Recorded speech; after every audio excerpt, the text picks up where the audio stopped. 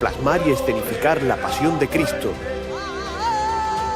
de expresar el dolor, la pena o el sufrimiento, distintas formas de llevar, de cargar o portar, maneras distintas de crear movimiento y de embellecer la presencia de las imágenes en la calle, tronos y paso, costaleros, hombres de trono o promitentes. La Semana Santa de Andalucía sigue siendo también un nexo de unión entre los andaluces, de identidad y de pertenencia a un pueblo, a una ciudad o a un barrio.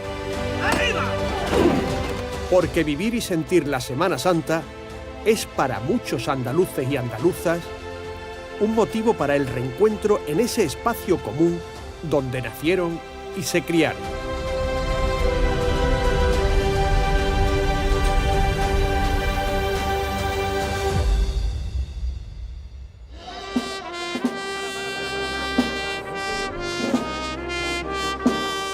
La autenticidad de nuestras Semanas Santas no está en las carreras oficiales, ¿verdad?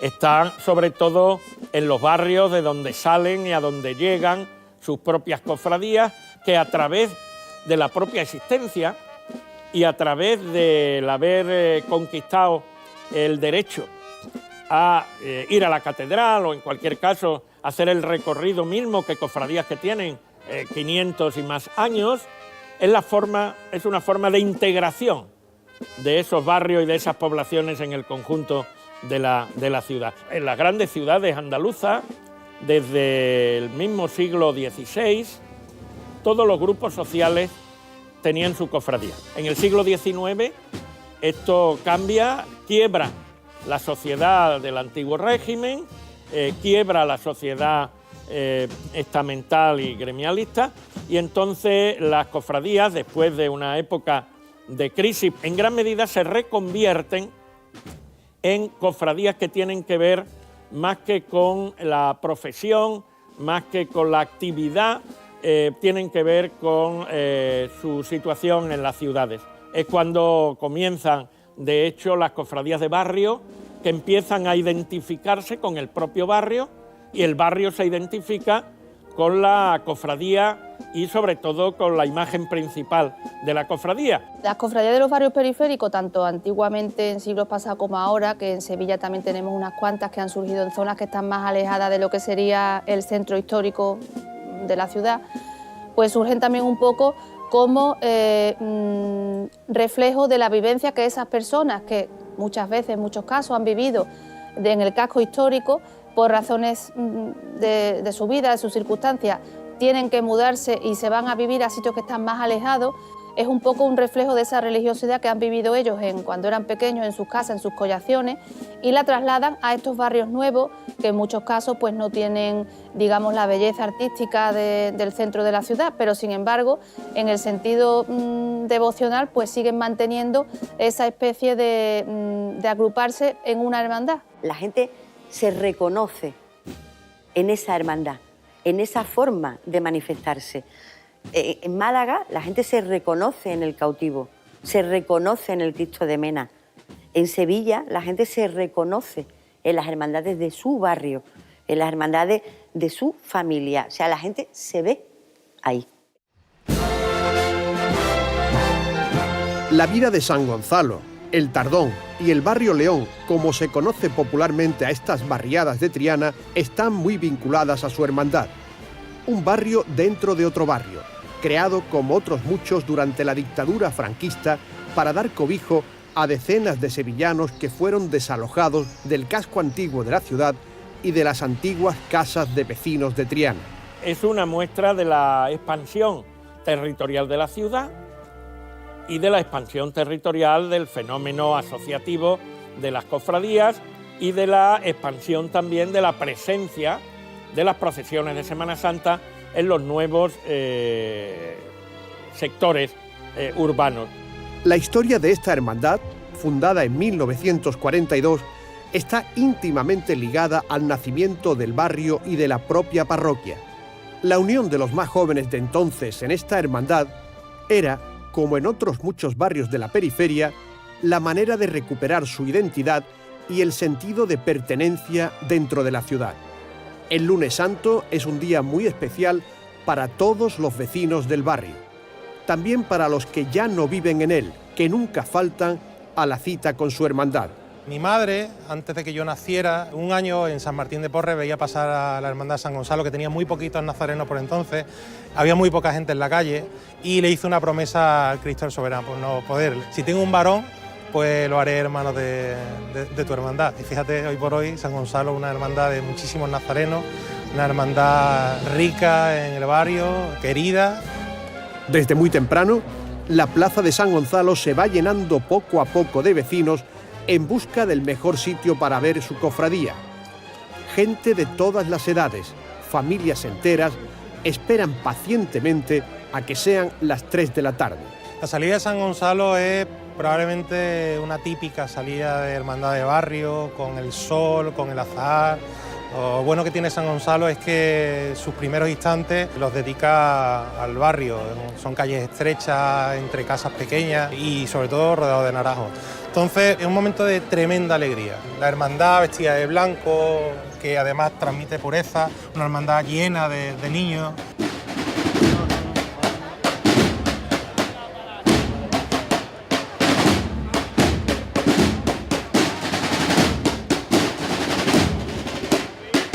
Relucientes túnicas blancas empiezan a llenar de luz la plaza del barrio cuajada de naranjos en flor.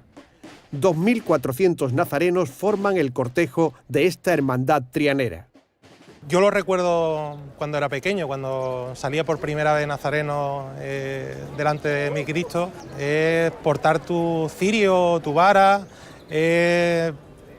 respirar ese momento del Lunes Santo en el que ya has disfrutado de ese gran Domingo de Ramos, y para mí es un momento de muchísima alegría. Como una señal que todos conocen desde pequeños, la plaza enmudece. Una nube de incienso inunda el pórtico de la iglesia y se oye la voz del capataz. Dios bendiga. El gran momento ha llegado. Al cielo que es el cielo. ¡Arriba! Hombre, de frente poquito a poco. Solo al frente. Que el delante un poquito, bueno. ¿Sabes? Costero de un poquito más a tierra. El derecho.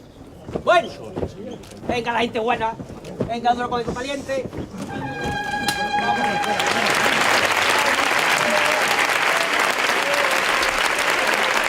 A paso lento, el grandioso paso de misterio de Jesús en su soberano poder ante Caifás se encuentra un año más con sus vecinos del Tardón.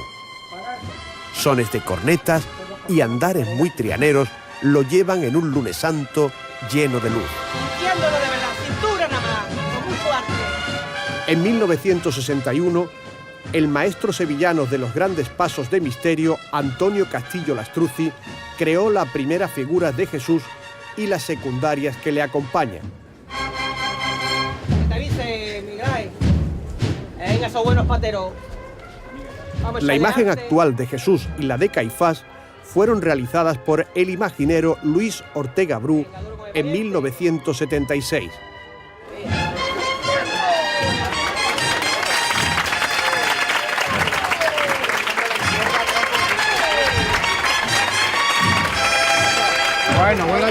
Bueno ya. Tras el paso de Jesús en su soberano poder, avanza ya el Sin Pecado de la Hermandad. Bordado al aire con hilos de oro, es una obra de Luis Miguel Garduño, capataz del paso de la Virgen de la Salud, que está a punto de salir. Los costaleros deberán realizar una maniobra delicada para solventar la falta de espacio. Lentamente, el paso va cayendo hasta rozar el suelo. Una vez ahí, los costaleros lo sacarán de rodillas. Más a la derecha adelante. Más a la derecha adelante. Bueno. Los rayos de sol iluminan las bambalinas del palio que avanza poco a poco para atravesar con sumo cuidado el pórtico de la iglesia. Vamos a seguir. Seguimos. Bueno, pararse. Oigo, arriba.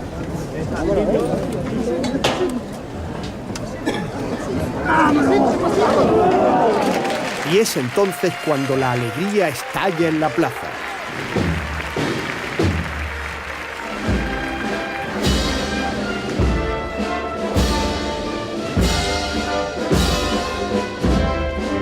El barrio entero se ha echado a la calle para acompañar a su Virgen de la Salud, que es recibida con la salve de Bienvenido Puelles, un hermano y costalero histórico de San Gonzalo.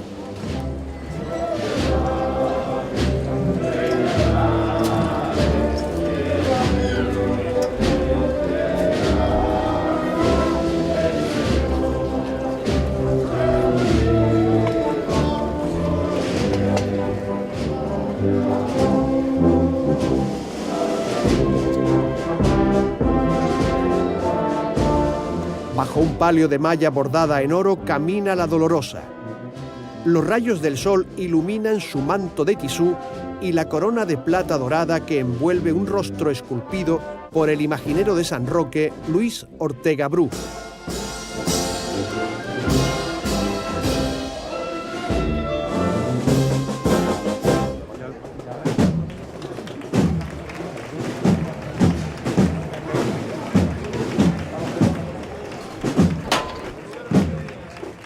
Apenas la Virgen ha salido de su templo, el capataz da la orden de arriar el paso para dedicarle la primera levantada en su barrio a una nueva hermana.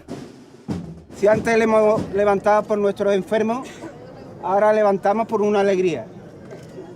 Alejandra, la niña de uno de nuestros costaleros. Y no hay levantada más simpática que ella. ¡Todos por igual! ¡Ya está ahí!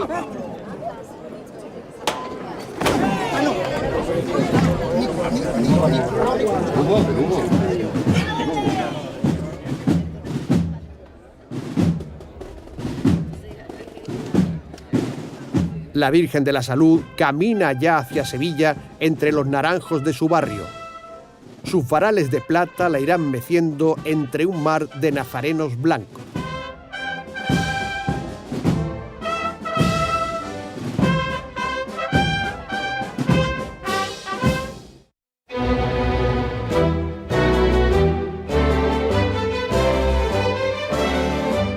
La Trinidad es, junto al Perchel, uno de los barrios más antiguos de Málaga. Nacido al amparo del convento de la Orden de los Trinitarios, fue uno de los arrabales extramuro que cobraron vida tras la Reconquista católica en 1487. Hoy, la Trinidad no sería lo que es sin su hermandad de nuestro Padre Jesús cautivo. Muchísima gente que sufrió especialmente en Málaga la guerra civil se identificó rápidamente con un cautivo. Estábamos en tiempo de guerra. Y ese cautivo, de la cofradía del barrio de la Trinidad, pues a partir de ahí adquirió una importancia fundamental en toda la ciudad y más allá de la ciudad. La cofradía del cautivo está estrechamente ligada a la historia y la personalidad de este popular barrio de Málaga. Una simbiosis sin la que no se podría entender una devoción que se ha convertido en su principal referente. En el año 34 la Trinidad era una realidad consagrada, uno de los barrios, grandes barrios típicos y populosos de la ciudad de Málaga y, por supuesto, gracias a ese barrio, gracias a la devoción de esos vecinos, se gesta, por vecinos del propio barrio de la Trinidad, la cofradía del cautivo en el año 34. Cualquier día del año es bueno para ir a la iglesia de San Pablo para rezarle y encenderle una vela a Jesús cautivo. En un barrio humilde, castigado por el paro, son muchos los ruegos y muchas las esperanzas puestas en el moreno, como le llaman cariñosamente sus vecinos.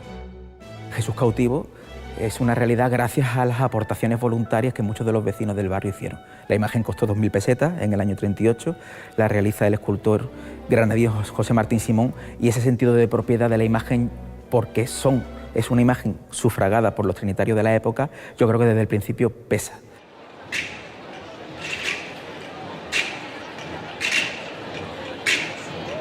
A las 11 de la noche del lunes santo no cabe ni un alfiler en la calle Mármoles.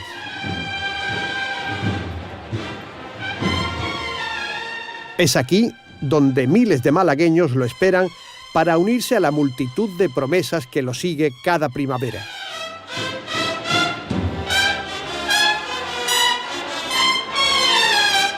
Va preso y con las manos atadas, pero sin rastro de sufrimiento. Conoce y acepta su fatal destino. Ese es su misterio y su poder de atracción.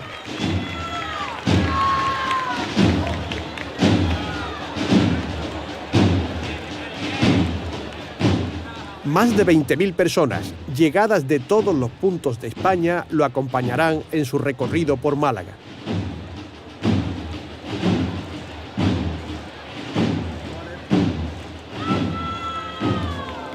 La alegría estalla de nuevo en la calle Mármoles. Llega la madre, de rojo y oro, bajo un hermoso palio de terciopelo púrpura. La Trinidad Coronada fue realizada en 1963 por el imaginero sevillano Francisco Huiza, que sustituyó a la primitiva talla de 1934.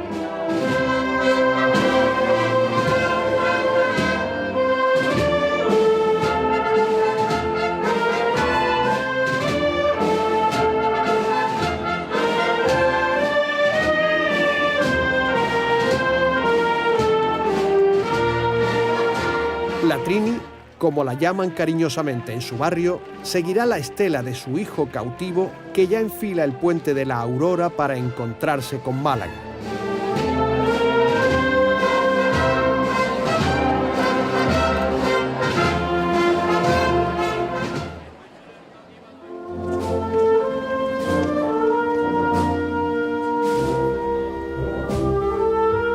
Pasear por las calles de San Mateo es hacer un viaje en el tiempo. Hermosas fachadas renacentistas y barrocas nos recuerdan el pasado aristocrático de uno de los barrios más populares de Jerez.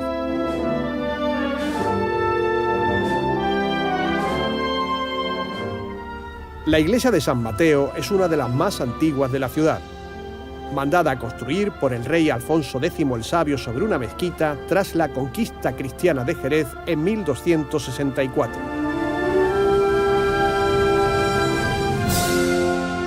Este barrio, que hoy parece de gente humilde, era en tiempo de la Reconquista, sobre todo en tiempo de los Reyes Católicos, lo más importante de la ciudad, era el centro neurálgico de la ciudad. Gracias a la hermandad, pues también el barrio pues se ha mantenido vivo y recobra vida cada martes santo. Y es una hermandad tremendamente querida y que tenemos en nuestro, que tienen el ADN del barrio. Hay mucha gente que hoy día ya no vive en el barrio de San Mateo, que vive por el extrarradio de Jerez y vuelven a su barrio gracias a esta hermandad. Hoy por hoy no se entendería sin la hermandad del Desconsuelo y la hermandad del Desconsuelo tampoco se entendería sin el barrio de San Mateo. Por eso San Mateo vibra cada martes santo cuando Jesús de las Penas, el chiquitito, como lo llaman cariñosamente, sale al encuentro con su barrio.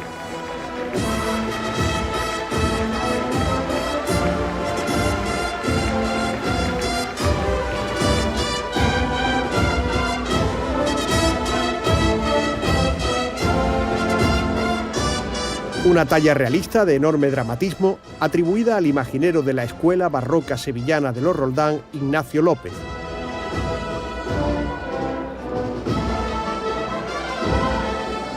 La Hermandad del Desconsuelo, fundada en 1712, es conocida en Jerez como los Judíos de San Mateo por las figuras deformes que acompañan al Cristo y que en el barrio llaman el Verruga y el Visco.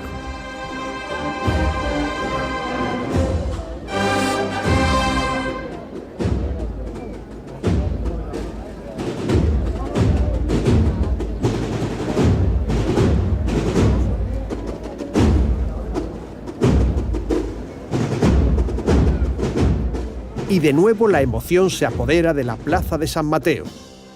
La Virgen del Desconsuelo está en la calle.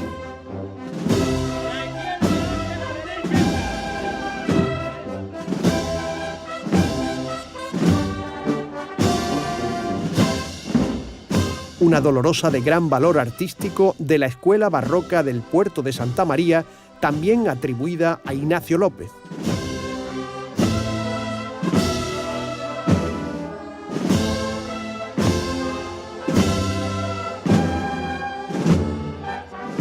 La Dolorosa de San Mateo abandona ya el barrio junto a San Juan Evangelista, camino de la carrera oficial jerezana. Bajo un palio mítico de principios del siglo XX, obra del gran diseñador de la Hermandad de la Macarena, Juan Manuel Rodríguez Ojeda.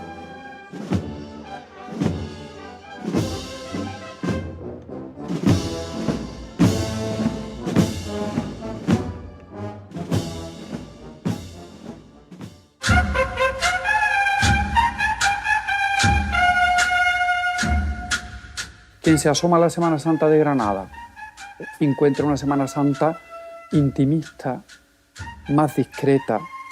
Su imaginería es, como dijéramos, una imaginería hacia adentro. El dolor de la Virgen, la pasión de Cristo, como que se manifiesta hacia adentro, imágenes muy recogidas, con policromía incluso nacarada. Tiene un arte muy propio de la mano de los geniales imagineros como son Alonso Cano, Pedro de Mena, José de Mora, los grandes del barroco granadino, ¿no? La Semana Santa sevillana es una Semana Santa que podríamos llamar más exteriorizada. Las imágenes de la Virgen, las imágenes de Cristo manifiestan hacia afuera lo que están viviendo, ¿no?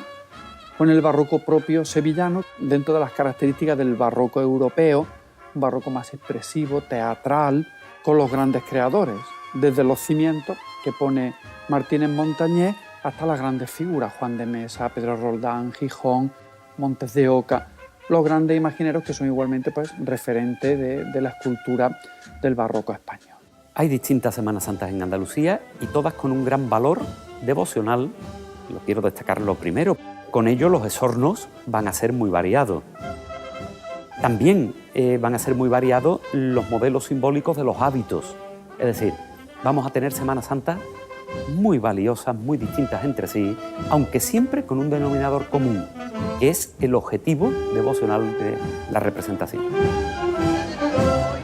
También las diferencias geográficas han marcado la evolución estética de la Semana Santa andaluza.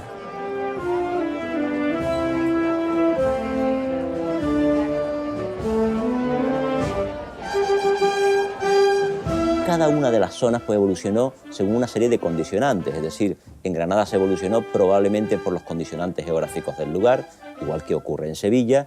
Unos tienden a cargar hacia afuera, otros a aportar los costaleros hacia adentro, pero por ejemplo el fenómeno de Málaga o el fenómeno de esas localidades que tienen un desarrollo muy posterior se adaptan a su marco urbano. El marco urbano evidentemente, si estamos hablando de calles más amplias, de avenidas más amplias, pues se opta por una magnificencia mayor, un trono mayor, que no encajaría pues, en otros lugares con mucho más recoveco.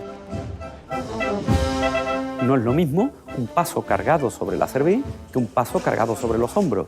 Y dentro de los hombros hay varias modalidades también. Todo esto va a dar dimensiones, tamaños, modos de andar que los hacen radicalmente distintos.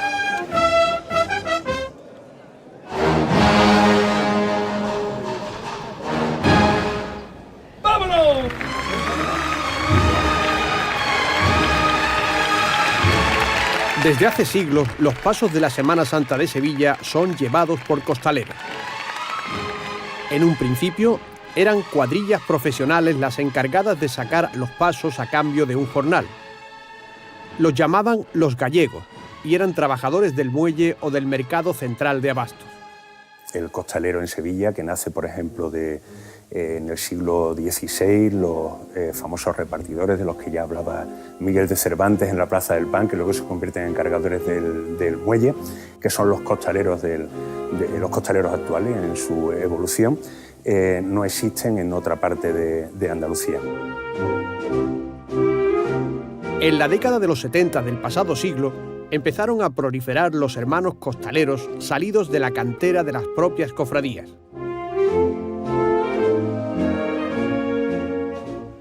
El costal sevillano tradicional suele ser de tela de saco. Se ajusta a la cabeza con una almohadilla denominada morcilla que protege la nuca sobre la que descansa el peso de la trabajadera. Lo importante es trabajar bien. y tener bien hecho el costal siempre. No hay que tenerlo ni alto ni bajo, hay que tenerlo en el sitio. Y listo. Otro elemento muy importante es la faja, para sujetar la cintura, mantener recta la espalda y proteger la zona lumbar. Tío, mejor estar seguro que no una y te hagas daño. Hombre, sobre todo te sujeta la espalda, ¿no? Te aguanta los riñones y quien quiera que no te alivia, porque un paso como este que pesa desde el minuto 1 siempre es bueno estar bien cubierto y sobre todo bien enfajado y con el costal bien puesto, porque te puede hacer daño y al día siguiente hay que trabajar. Esta manera de llevar los pasos surgida en Sevilla se extendió también a otras partes de Andalucía, aunque con algunas variantes. En Jerez, por ejemplo, los costaleros usan la molía, una manta enrollada en forma de herradura que se colocan en el cuello y sobre la que descansa la trabajadera.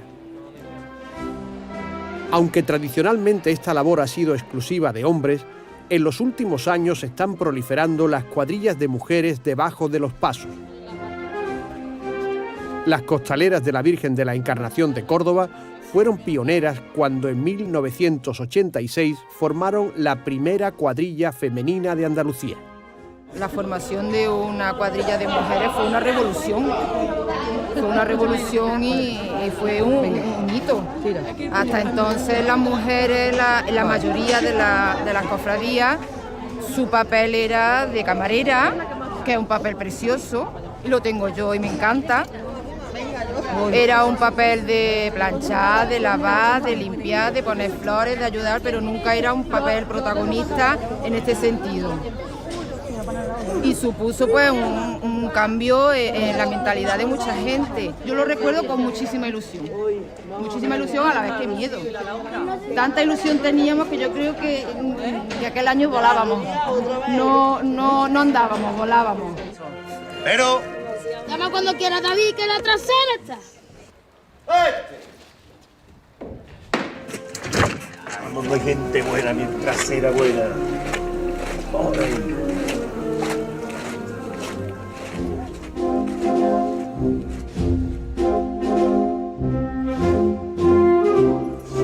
La cuadrilla del Paso de Palio de la Estrella de Sevilla hace su último ensayo antes de la salida del Domingo de Ramos. Antes de empezar, el capataz lleva a cabo la igualá. Se trata de distribuir a los costaleros dentro del paso en función de su altura. Hay que procurar que el peso esté lo más repartido posible. En la igualá está el 99% más o menos de lo que pueda ser triunfo en este caso, ¿no?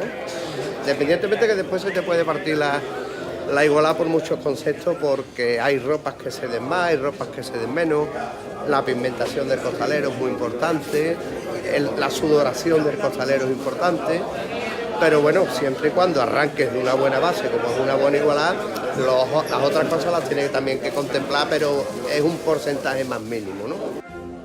Debajo del Paso de la Estrella van 35 costaleros, cada uno de ellos con un relevo y una ubicación concreta en las trabajaderas. Los costeros siempre van en las partes externas, los fijadores son los apoyos de los costeros, como tú sabes, y las corrientes, pues, a ver, son los centros de gravedad del paso, que te nivelan un poco la función entre un costero y el otro, ¿no? Un paso puede pesar entre 1.200 y 2.000 kilos de media, lo que supone una carga para cada hombre de entre 35 y 50 kilos, dependiendo del tamaño del paso y del número de costaleros que lo lleve. Las zonas más duras son la delantera de los palios por el peso de las candelerías y las traseras de los pasos de misterio por tener mayor número de figuras. Aunque a estos hombres les empuja la devoción, su labor requiere esfuerzo físico, coordinación y trabajo en equipo. Hay bastantes momentos que se pasa mal porque bueno, temas de horario, tienes que a lo mejor dar chicotas excesivas. En esos momentos tienes que estar al lado del costalero y tú ser uno más. Tienes que vivirlo, estás arriba del paso, pero lo tienes que vivir como tal cual lo están viviendo ellos abajo. Y evidentemente tú eres un motor y los tienes que ir calentando, los tiene que ir motivando, los tiene que ir, vamos arriba, vamos, en fin, es un trabajo muy bonito, pero tú te tienes que incrustar con ellos. Volvemos en 6 minutos.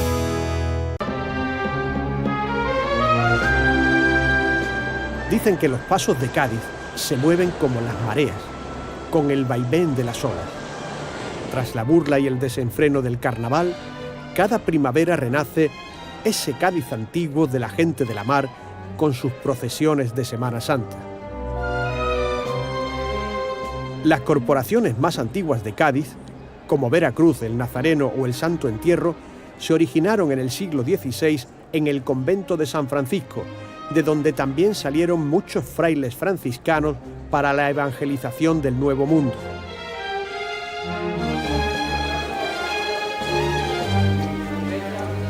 Hoy, los cargadores del paso de palio de la Hermandad del Nazareno del Amor realizarán en la iglesia de San Francisco su último ensayo antes de la procesión del Lunes Santo. Esta forma de llevar los pasos es exclusiva de la ciudad de Cádiz.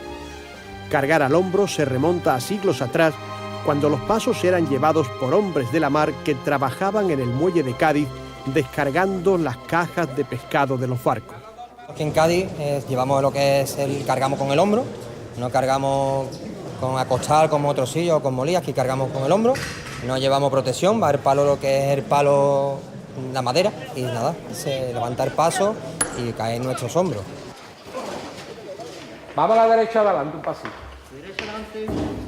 Además del capataz desde el exterior, siempre hay un cargador que dirige los movimientos o los cambios de turno desde el interior del paso. Amanda cortito. También están los espejos. Ellos son los 4 cargadores que van en el primer palo del paso y pueden ver a través del respiradero cómo va la procesión y el estado de las calles. Los contraespejos son los que cargan en el segundo palo y transmiten al resto la información que les llega de los primeros cargadores. Más que fuerza física, que hay que tenerla, pero sobre todo también mucho corazón y mucho coraje para meterse ahí debajo. Otra de las peculiaridades de los cargadores de Cádiz es que desfilan al compás del inconfundible paso horquilla. Bueno, el paso horquilla se lleva también a los pasos que no llevamos banda, van solamente marcados por lo que es el sonido de la horquilla. Vamos al compás de la horquilla que va marcando cuando dan en el izquierdo. Nosotros cuando pisamos el izquierdo es cuando da la horquilla en el suelo. Ese es el paso horquilla de Cádiz. Después, como vamos con banda, los pasos que llevan banda, lo que lleva es la horquilla al compás que llevamos con la música y la marcha que estén tocando en ese momento, nada más. Antonio Delfín es uno de los más veteranos de la cuadrilla. En 1978 formó la primera cuadrilla de hermanos cargadores de la Esperanza. Por eso conoce al detalle cada maniobra de la carga, que también ha evolucionado desde entonces. Hoy en día pues ya no se mece tanto, a no ser que sea, no sé, una apoteosis de una marcha o algo, que se rompe el mesío y evoluciona un poquito la carga, ¿me comprende? Finalizado el ensayo, el capataz da los últimos consejos a su cuadrilla para afrontar los nervios de la espera hasta el Lunes Santo. Esta es la última vez que nos vamos a ver en esta semana, ¿correcto? No jugar mal fútbol, no va a escaleras. Jugar futbolín, ¿vale? No hacerme esfuerzo, cuidarse. Lunes Santo de Luz, en el que también procesionará Veracruz, con la que comparte sede canónica en la iglesia de San Francisco. Hermandad de silencio y recogimiento que dará el contrapunto de luto al Lunes Santo gaditano. Y esto es una cofradía elegante, es una cofradía también de las que se conocen como cofradía de negro, y tiene un espíritu en la calle pues más recogido, más de silencio, y quizás eso sea un atractivo para las personas que nos ven, ¿no? Con más de 450 años de historia, Veracruz es desde sus orígenes una hermandad relacionada con la orden franciscana y el gremio de los marineros. Los que somos los gaditanos un poco lo volcamos en nuestra Semana Santa, ¿no? Yo suelo decir que la Semana Santa de Cádiz es la única que está rodeada de mar, y un poco se ve el mar en nuestra Semana Santa, ¿no? En el mismo lenguaje que utilizan muchas veces los cargadores, los capataces, cuando se refieren a la parte de detrás como la popa y tal, pues se está viendo un poco ese lenguaje del mar, esa idiosincrasia de ser una ciudad rodeada de agua, pues se vuelca y se ve un poco en nuestra Semana Santa, ¿no? Las hermosas callejuelas del Cádiz antiguo, con sus balcones blancos, se llenan de un halo de misterio con el paso de la cofradía de la Veracruz. En silencio y recogimiento, contemplan los gaditanos al Cristo en el Calvario, acompañado por un cortejo de riguroso luto.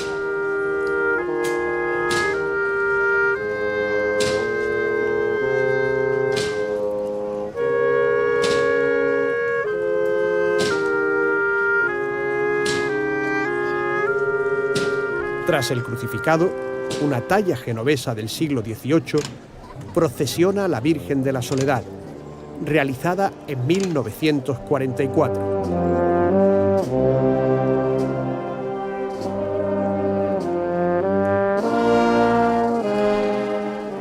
Sobrias marchas la acompañan en su duelo.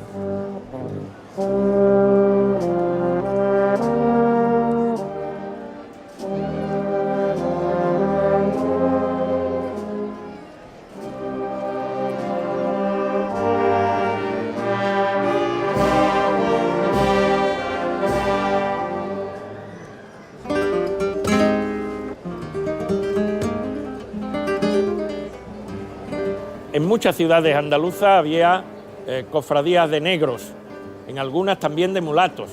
En el siglo XVIII comienza a haber o comienza a autorizarse las cofradías para gitanos. La Semana Santa de Granada sufre mucho cuando la guerra, salen muy mal parados de esa historia, ¿no? Y cómo se han ido aglutinando en ese marco. O sea, cómo los gitanos manifiestan ahí su forma de expresarse, ¿no? Y su forma de rezar, de cantar, de sentir, de pedir, de agradecer, que a fin de cuentas de lo que se trata esto, de una forma, claro, muy particular. Ellos, en esa forma tan explosiva que tienen de manifestarse, pues yo creo que Granada les pone, como decían los cursis, el marco incomparable.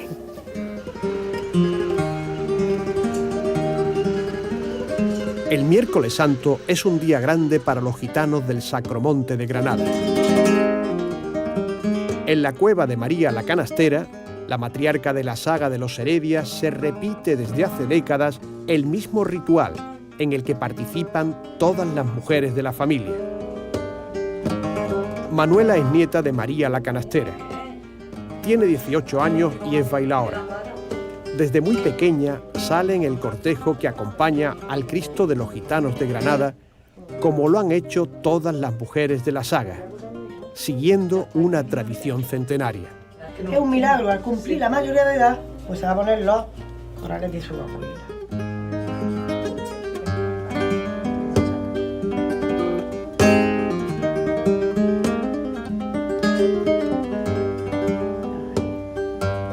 Manuela ya está lista para acompañar a la cofradía gitana por su barrio.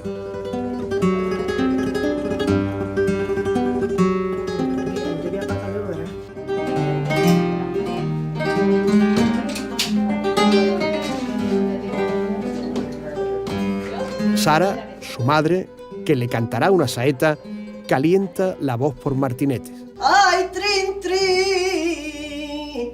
Y trin, trin, intra. Porque nació gitano.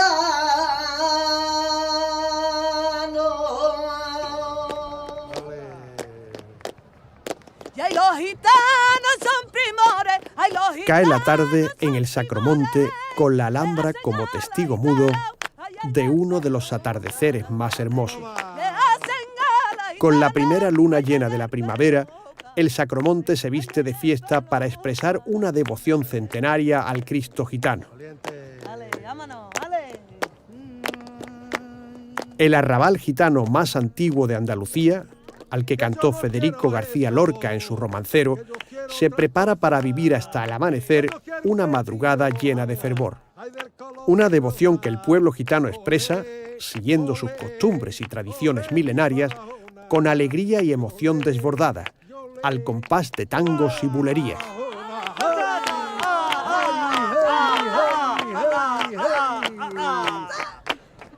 ¿Sé por qué?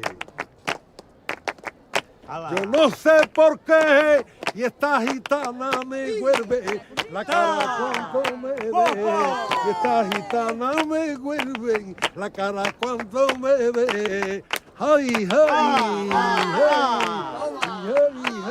Con el lamento de la saeta, camina lento el Cristo de los gitanos por las empinadas calles de su barrio.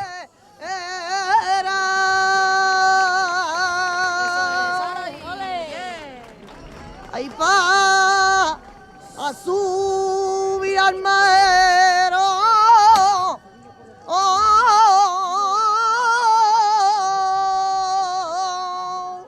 Pa' aquí y darle la espina. Ay, ay, ay, ay, al Cristo de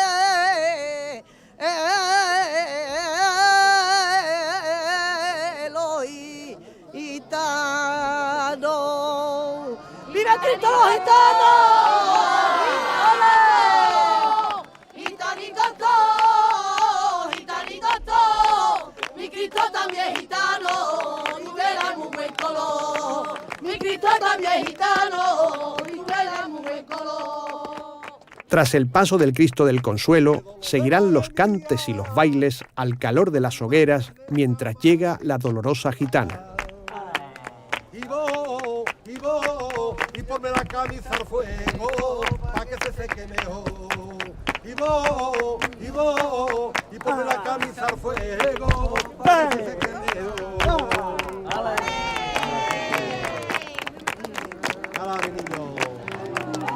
Relucen en la oscuridad de la noche el hermoso manto morado y los varales de cobre del palio de María Santísima del Sacromonte.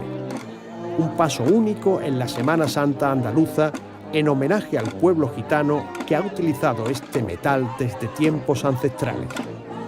Con un rostro de mujer joven, los gitanos de Granada reconocen en esta imagen del siglo XVIII a la madre gitana, a la que nunca dejarán sola.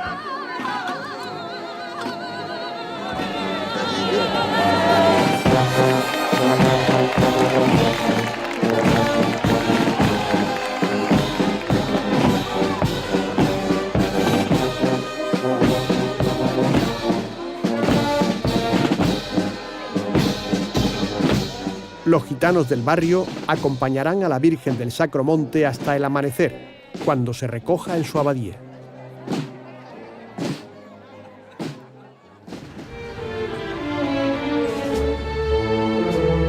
Ciudad de la luz, de la inspiración y de la creación.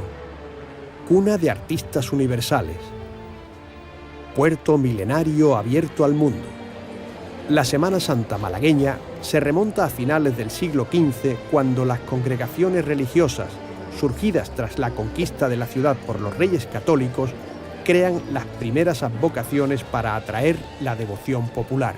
La historia de la Semana Santa de Málaga es muy amplia. Comienza con el obispo, el primer obispo de Málaga, que era el limosnero de Isabel la Católica. La estética de llevar los pasos de la Semana Santa de Málaga se hace distinto, no solo porque no tiene el laberinto de calles que pueden tener otras ciudades, y por la propia estética en el paso y la diferencia entre cargadores y costaleros.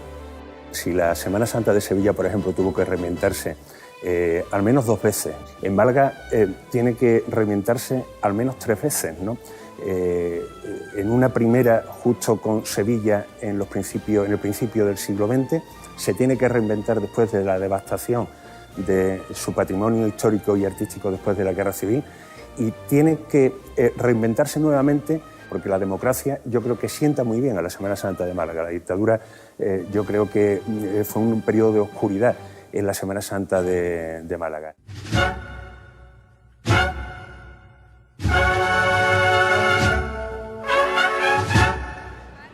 En la tarde del Jueves Santo, la plaza de la Congregación de Mena es cita obligada para ver salir a una de las imágenes más veneradas de Málaga, el Cristo de la Buena Muerte, patrón de la Legión. Tras la Guerra Civil Española, las cofradías malagueñas resurgen incorporando en sus desfiles estamentos militares, reanudando así una antigua tradición en la historia de la Semana Santa de Málaga. En el interior de la congregación, los 254 hombres que van a portar el trono de la Virgen de la Soledad comienzan a colocarse en sus puestos entre los 8 varales de aluminio. Los hombres que van bajo la mesa del trono suelen ser los de menor estatura.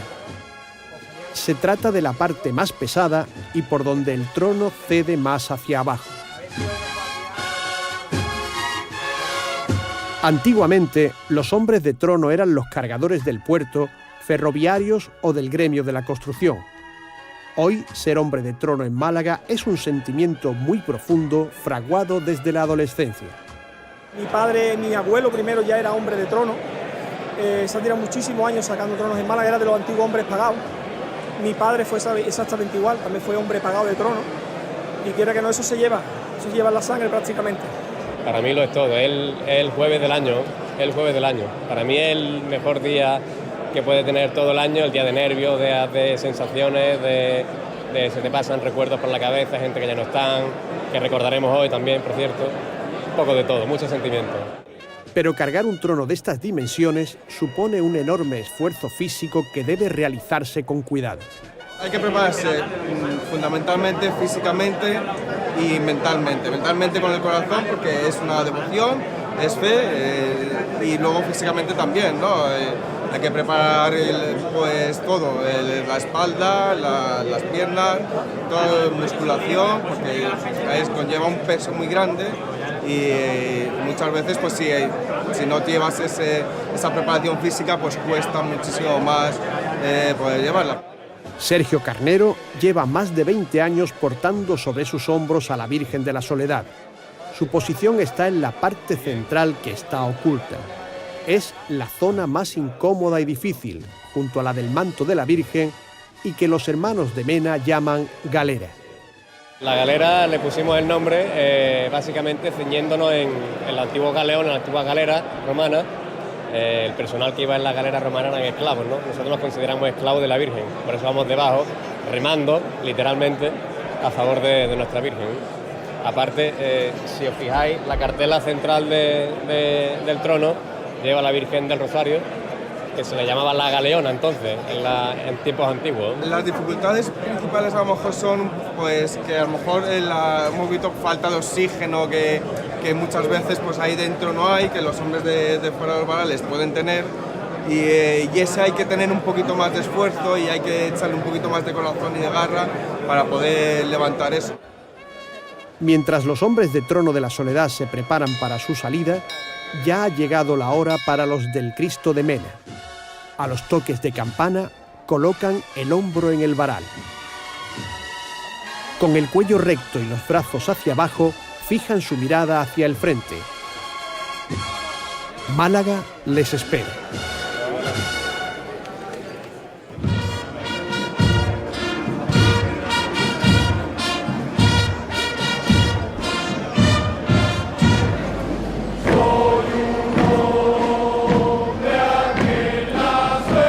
La poderosa imagen del Cristo de la Buena Muerte y Ánimas es una de las protagonistas de la noche del Jueves Santo en Málaga.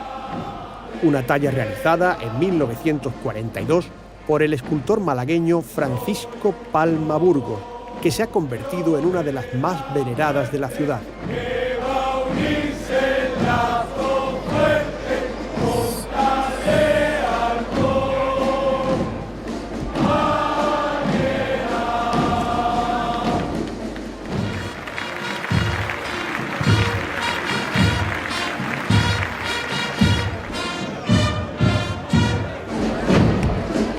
Tras haberlo velado desde el Domingo de Ramos, la Legión acompaña como cada Jueves Santo al crucificado de Mena por la carrera oficial de Málaga. Una tradición que mantiene la fuerte vinculación con el tercio castrense desde 1928.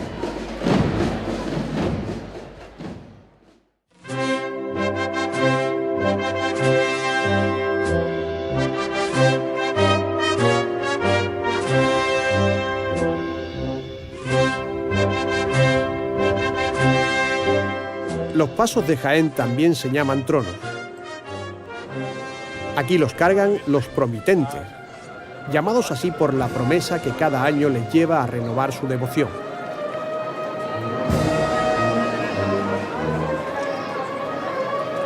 El fervor por cargar a hombros el trono del abuelo es muy grande entre los jienenses. Muchos de ellos pueden llegar a esperar más de 10 años para salir de promitente.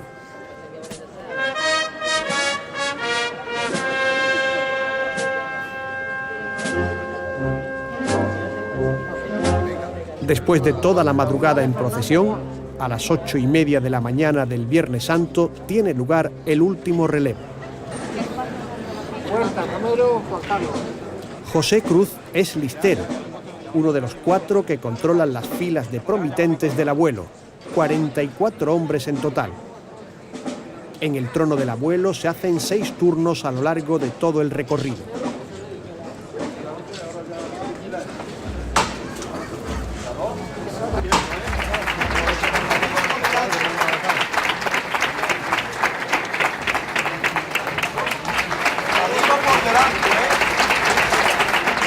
En apenas 10 minutos, el listero hace el relevo controlando que no se meta debajo del trono ningún promitente que no esté en la lista. Bueno, entonces para adelante. 44. Bajando para venga, a ver. Dile que ya está completo.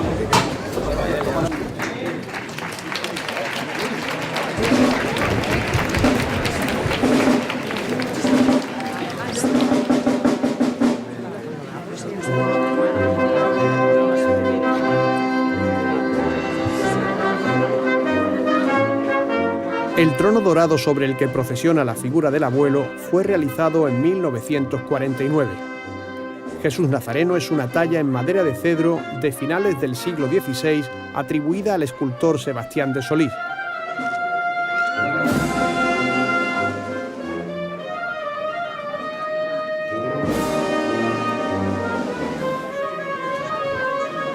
La figura que le acompaña, el cirineo, fue realizada en 1898 por el escultor valenciano Luis Montesinos.